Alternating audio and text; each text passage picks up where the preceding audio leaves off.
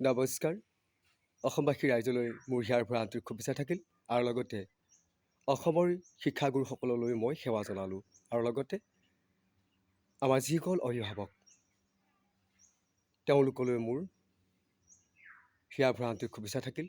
আজি আপোনালোকক জনাব বিচাৰোঁ যে আমাৰ যি স্কুলসমূহত ল'ৰা ছোৱালীবোৰ মিলা প্ৰীতি নাই বা অৰ্থাৎ শিক্ষাগুৰুৱে যিবোৰ প্ৰহাৰ কৰি কাৰোবাক হয়তো মৃত্যুমুখতো দিছে।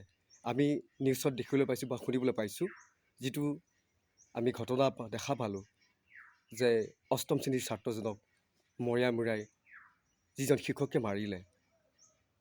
গতিকে আমি দুখ প্ৰকাশ কৰিছোঁ। এইকাৰণে কৰিছোঁ যে শিক্ষক হ'লে ইমান সহজ নহয়। মই বাৰে বাৰে কৈছোঁ, শিক্ষাগুৰু কঠোৰ সাধনাৰ ভক্তিৰ বলতহে ঈশ্বৰে শিক্ষাগুৰু এজন সৃষ্টি কৰায়। এই কথাখিনি জনাটো খুবেই প্ৰয়োজন আমাৰ শিক্ষক সমাজ বা শিক্ষাগুৰুসকলে। আপোনালোকৰ ঈশ্বৰৰ আশীৰ্বাদ আছে, ঈশ্বৰৰ বৰ আছে। সেইকাৰণে মই ভাবোঁ যে আমি অকল ল'ৰা ছোৱালী নহয় বা পিতৃ মাতৃসকলে নহয়, শিক্ষাগুৰুসকলে নহয়, আমি সকলোৱে আধ্যাত্মিক জ্ঞান লোৱাটো খুব প্ৰয়োজন। তেতিয়াহে আমাৰ স্কুলসমূহ বা নিজৰ ঘৰৰ সমস্যাবোৰ দূৰ হ'ব বা সমাজখন দূৰ হ'ব। তেতিয়া আমি বহুত শান্তিৰে আমি এজন ছাত্ৰক পূৰ্ণাংগ মানুহ হিচাপে আমি গঢ় দিব পাৰিম। আজি সেই আধ্যাত্মিক জ্ঞান নথকাৰ বাবে হয়তো ছাত্ৰই ছাত্ৰৰ প্ৰহাৰ কৰি মৃত্যুদণ্ড দিছে, হয়তো শিক্ষকে ছাত্ৰজনক প্ৰহাৰ কৰি মাৰি পেলাইছে। এইটোতো আমি দেখা পাইছোঁ বা শুনি আছোঁ। এয়া হৈছে একমাত্ৰ আমাৰ আধ্যাত্মিক জ্ঞান নথকাৰ বাবে। মই কিদৰেনো শিক্ষাগুৰু হ'লোঁ জনাটো খুবেই প্ৰয়োজন। যে আপুনি শিক্ষাৰ দ্বাৰা হ'লে এইটো ভবাটো ভুল হ'ব। হয়তো আপোনাৰ পূৰ্বজন্মৰ কৰ্মফল ঈশ্বৰে আপোনাক সেই অধিকাৰটো দিছে, য'ত প্ৰভু ভগৱন্তই সেই পাঠদান কৰিবলৈ আহে ছাত্ৰ হিচাপে। গতিকে এই শিক্ষক সমাজে জনাটো খুবেই প্ৰয়োজন।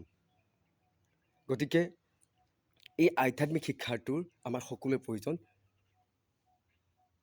আৰু এই আধ্যাত্মিক জ্ঞান আমি সকলোৱে জানো বা লাগে স্কুলখনত কোনে দিব, আৰু ইয়াৰ গুৰিধতা কোন আমি জানিব লাগে। আজি আপোনালোকক মই বিতংভাৱে কথাখিনি প্ৰকাশ কৰিম, আৰু এই কথাখিনি প্ৰকাশ কৰিব যাতে যদি ভুল হয় ক্ষমা বিচাৰিছোঁ। এই আধ্যাত্মিক জ্ঞান কেৱল দিব পাৰে সদগুৰু ঈশ্বৰেহে। তেওঁহে এই আধ্যাত্মিক জ্ঞানৰ গুৰিধতা।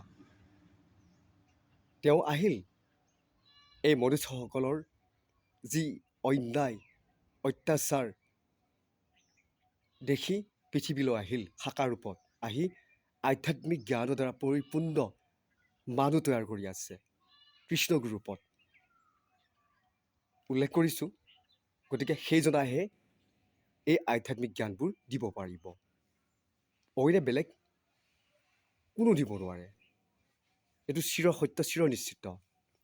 গতিকে আজি আমাৰ সমাজখনত বা স্কুল কলেজ আদি কৰি এইবোৰ যে মৰম চেনেহবোৰ নাইকিয়া হৈছে, এটাই অভাৱ আধ্যাত্মিক জ্ঞান নথকাৰ বাবে, য'ত আধ্যাত্মিক ছাবজেক্টটো নাই। আৰু এই ছাবজেক্ট এই ক্লাছ কেৱল সদগুৰু ঈশ্বৰে দিব পাৰে। আপুনি MSc BSc পাছ কৰি আহিব পাৰে, প্ৰফেচাৰ হ'ব পাৰে, কিন্তু আপোনাৰ আধ্যাত্মিক জ্ঞান নাই। আপুনি সেই ক্লাছটো দিবও নোৱাৰে, কৰিব নোৱাৰে, আপুনি সেই জ্ঞানৰ বিষয়ে বুজাবও নোৱাৰে। কেৱল পাঠ্যক্ৰমৰ বিষয়ে আপুনি ক'ব পাৰিব।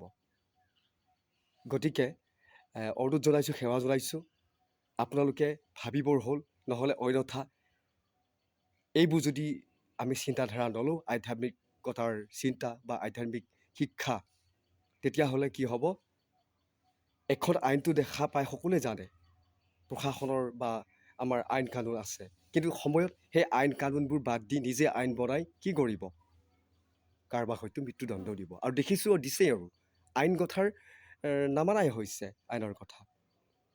যিদৰে আজি শিক্ষকজনে যিটো প্ৰহাৰ কৰি এই ল'ৰাটোক মৃত্যুদণ্ড দিলে, তেওঁ এবাৰ ভাবিছিলনে যে মই আইনৰ দোষী কৰিছোঁ, বা তো ভাবাৰ নাছিল। গতিকে অনুৰোধ জনাইছোঁ, সেৱা জনাইছোঁ, আমি সকলোৱে আধ্যাত্মিক জ্ঞান ল'ব লাগিব। যে শিক্ষকে ল'লে নহ'ব, অভিভাৱক ছাত্ৰ আৰু শিক্ষক সকলোৱে ল'ব লাগিব। তেতিয়াহে আমাৰ শান্তি হ'ব, আমি পূৰ্ণ মানুহ হিচাপে পৰিচয় দিব পাৰিম। আৰু সেই আধ্যাত্মিক ক্লাছৰ দ্বাৰা সেই স্কুলখনৰ পৰা হয়তো আমি এজন বা দুজন কেইবাজনো আমি সত্য ৰাস্তাত সত্য পথত যোৱাৰ এজন পূৰ্ণৰূপে ছাত্ৰৰ আমি তৈয়াৰ কৰিব পাৰিম। সেয়েহে আজি এই ভিডিঅ'টো প্ৰকাশ কৰিলোঁ। আপোনালোকৰ মতামতখিনি জনাবচোন। আৰু মই ক্ষমা বিচাৰিছোঁ, কাৰণ ভাল বাৰ্তাবোৰ আমি নাপাওঁৱেই। মোবাইলটো অন কৰাৰ লগতে বা টিভি স্ক্ৰীণ পৰ্দাখন অন কৰাৰ লগতে কালি অমুক স্কুলখনত বোলে এনেকৈ কৰিলে তেনেকৈ কৰিলে, ছাত্ৰক প্ৰহাৰ কৰি মৃত্যুদণ্ড দিলে, কালি বোলে অমুক শিক্ষকে এই ছাত্ৰজন মৰিয়াই মৰিয়াই মাৰিলে, কালি বোলে অমুক শিক্ষকে এগৰাকী ছাত্ৰীক ধৰ্ষণ কৰিলে, ইত্যাদি ইত্যাদি। গতিকে সেয়েহে আধ্যাত্মিক জ্ঞান লাগিবই। আধ্যাত্মিক জ্ঞানৰ দ্বাৰাহে এজন পূৰ্ণৰূপে মানুহ তৈয়াৰ হৈ পৰিচয় দিব পাৰে আজি এই তাৰিখত বা এই পৃথিৱীত। গতিকে কথাখিনি আপোনালোকক অৱগত কৰালোঁ আৰু পুনৰ লগ পোৱা প্ৰতিশ্ৰুতিৰে বিদায় ল'লোঁ। ধন্যবাদ।